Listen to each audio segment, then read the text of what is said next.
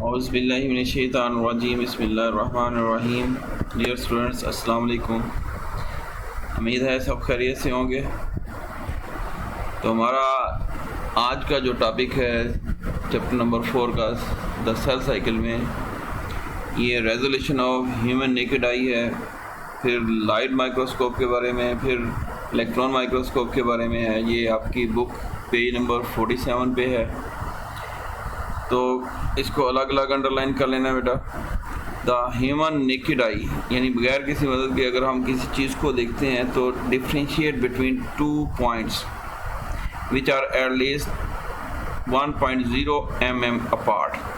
यानी अगर हम खाली आंख से किसी को देखते हैं तो ये कितना एक दूसरे से दूर होगा, ऑलमोस्ट 1 mm, 1 मिलीमीटर। ये अगर फुट वगैरह या स्केल देखें तो उसके ऊपर 1 मिलीमीटर सबसे जो छोटी लाइनें हैं वो डिफरेंस होता है। तो इसमें जैसे यहाँ पे ये डिस्टेंस ऑलमोस्ट 1 mm है, तो इसमें इतना हद तक देख सकते हैं, इससे मज़ीद हम छोटी चीज़ को नहीं देख सकते। और ये डिस्टेंस हमारे लिए काफ़ी है कि एक धागे को सुई के नक्के में परोना ये, लेकिन इससे अगर छोटी कोई चीज़ है तो हमारे नज़र में वो नहीं आएगी, लग नहीं देखी जा सकेगी। जैसे सुई के आगे अगर हम मज़ीद देखना चाहें तो मज़ीद हम उसके अंदर तक नहीं देख सकते। तो इस तरह से ये ह्यूमन नेकेड आई की रेजोल्यूशन कहलाती है। अगर क्वेश्चन आ जाता है कि ह्यूमन नेकेड आई की रेजोल्यूशन क्या है, तो ये 1.0 mm है ये। तो रेजोल्यूशन कैन बी इंक्रीज, ये बढ़ाई जा सकती है अगर हम आँख के साथ किसी लेंस वगैरह की मदद ले लेते हैं, यानी with the aid of lens. तो इसके लिए हमें एक माइक्रोस्कोप की ज़रूरत पड़ेगी, टिपिकल कंपाउंड माइक्रोस्कोप। इसकी रेजोल्यूशन है 2 माइक्रोमीटर। ये कोई 500 गुना ज़्यादा छोटी चीज़ को दिखा सकती है हमारी आँख अगर इसकी मदद लेती है तो, which is about 500x, x मतलब टाइम्स 500 गुना छोटी चीज़ जो 1 mm से है वो हम कंपाउंड माइक्रोस्कोप के नीचे देख सकते हैं। तो compound microscope typical laboratory microscope है with at least different magnification power. अगर कंपाउंड माइक्रोस्कोप भी हम देखें तो ये लेबॉर्ट्री माइक्रोस्कोप, इसके आगे ये डिफरेंट पावर के लेंसेज होते हैं। नॉर्मली ये लैब माइक्रोस्कोप कहलाती है। ये 3 लेंस होते हैं मुख्तलिफ पावर वाले, तो इससे हम चीज़ों को देख सकते हैं, ऐसी चीज़ों को जो हम नेकेड आई से नहीं देख सकते। तो ये डिफरेंट पावर्स वाली मैग्निफिकेशन वाली यानी ये मिल जाती हैं। The typical ocular lens could be 5x and 10x। Ocular बोलते हैं जहाँ से हम देखते हैं, यानी इस जगह जो लेंस लगा होगा या ये माइक्रोस्कोप जहाँ से हम देखते हैं, इस जगह पे जो लेंस मौजूद है इसको ऑकुलर लेंस कहते हैं। और जो यहाँ पे नीचे लेंस लगे होते हैं इनको ऑब्जेक्ट लेंस कहते हैं। तो दोनों ही लेंस इम्पोर्टेंट हैं, दोनों ही चेंज किए जा सकते हैं, मुख्तलिफ पावर्स लगाई जा सकती हैं। तो ocular lens could be 5x 5 गुना बड़ा करके दिखा सकता है, 10x 10 गुना बड़ा करके दिखा सकता है। बट अदर्स आल्सो एग्जिस्ट, दूसरे लेंस भी हैं, ये डिपेंड करता है कि आपको कितनी पावर चाहिए। Likewise different types of objective lens.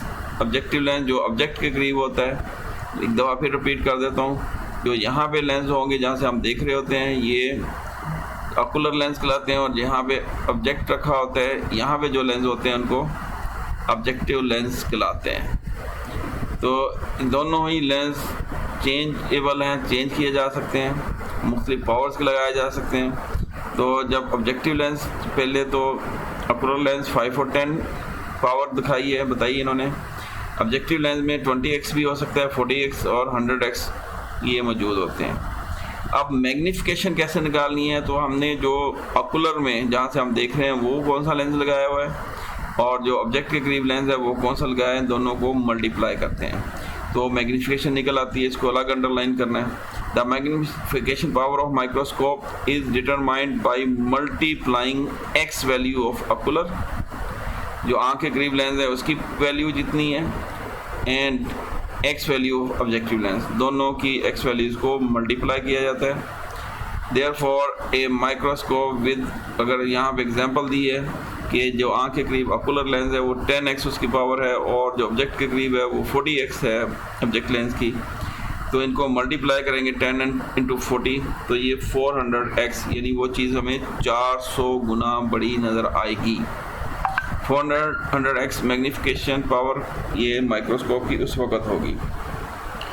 ये ऐसे ही है कि अगर 1 सेंटीमीटर चीज़ है, आप उसको बड़ा करके देखना चाहते हैं तो ये 400 सेंटीमीटर यानी 4 मीटर बड़ी नज़र आएगी।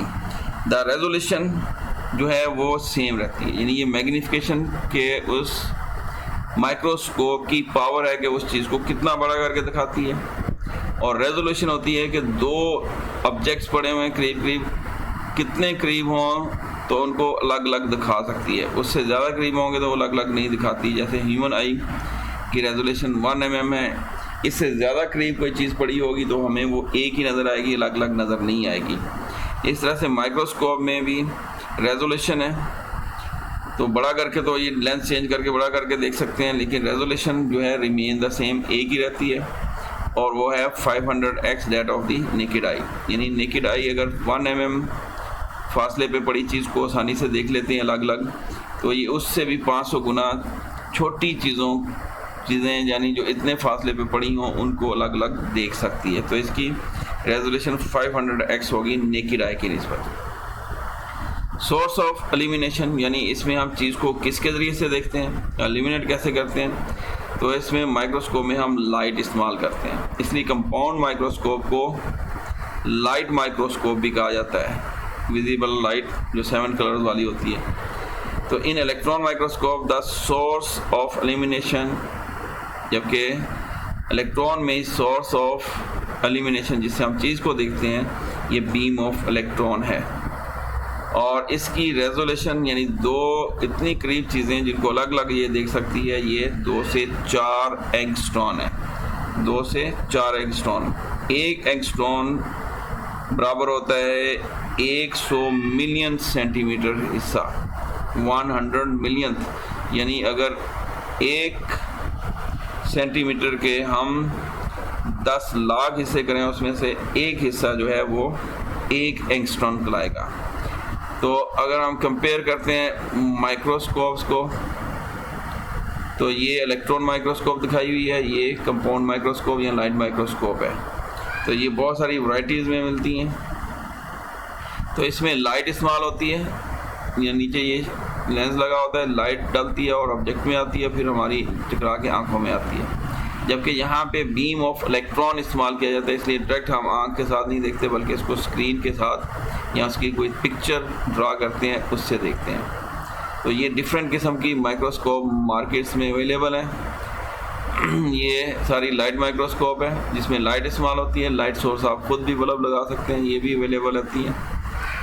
तो इलेक्ट्रॉन माइक्रोस्कोप में एलिमिनेशन के लिए बीम ऑफ इलेक्ट्रॉन इस्तेमाल किया जाता है और इसकी रेजोल्यूशन 2 से 4 एंगस्ट्रॉन है, विच मेक इट 500 ग्रेटर, और ये भी 500 गुना छोटी चीज़ को दिखाता है किसकी निस्बत, compound microscope.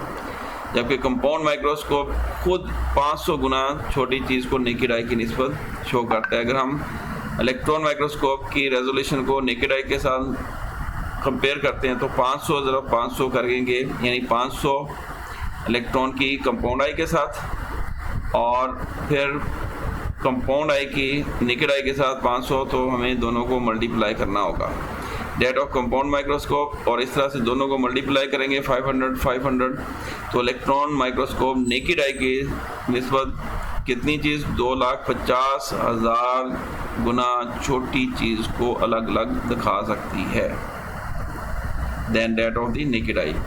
This means that 2 points which are 2 to 4 angstrom apart, यानी 2 पॉइंट्स जो 1 सेंटीमीटर के 100 मिलियन पार्ट, यानी इसको कह लें 10 करोड़वां हिस्सा छोटे चीज़ें जो एक दूसरे से अलग अलग पड़ी हुई हैं उनको सेपरेट दिखा सकता है, जो हमारी आँख नहीं दिखा सकती। तो इस तरह से इसको डिफ्रेंशिएट कर सकता है एज सेपरेट अलग अलग चीज़ों के तौर पे या अलग अलग पॉइंट के तौर पे। तो revelation of complexity of structure of various cellular organelles. अब सेल के अंदर जो डिफरेंट ऑर्गेनल्स पाए जाते हैं उनका रिवील होना, ज़ाहिर होना तभी मुमकिन हुआ जब इलेक्ट्रॉन माइक्रोस्कोप इन्वेंट हुई, क्योंकि पहले ये बड़े क्लोजली लिंक नज़र आते थे इसलिए अलग अलग नहीं समझ आते थे, लेकिन इलेक्ट्रॉन माइक्रोस्कोप ने इसको अलग अलग दिखाया। इस तरह हमें स्ट्रक्चर्स को और डिटेल में पढ़ने में आसानी हो गई।